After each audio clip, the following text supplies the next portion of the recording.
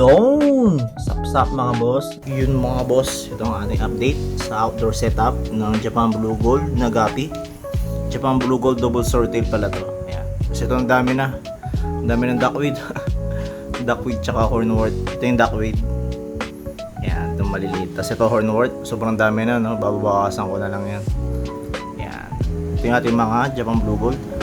Ayan sila mga boss. Ating mga gapi na Japan Blue Gold double swordtail. Ayan, kita-kita nyo naman, no? Healthy pa, no? Tsaka marami pa rin sila. Hindi sila naubos dyan. Ayan, outdoor setup yan mga boss.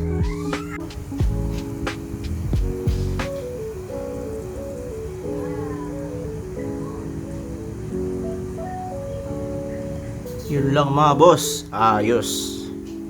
Yun mga boss. Ito Optima water conditioner para sa malinis sa tubig tsaka maraming beneficial bacteria. Safe na safe sa ating mga isda para sa ating mga aquarium. Sa yellow basket mga boss.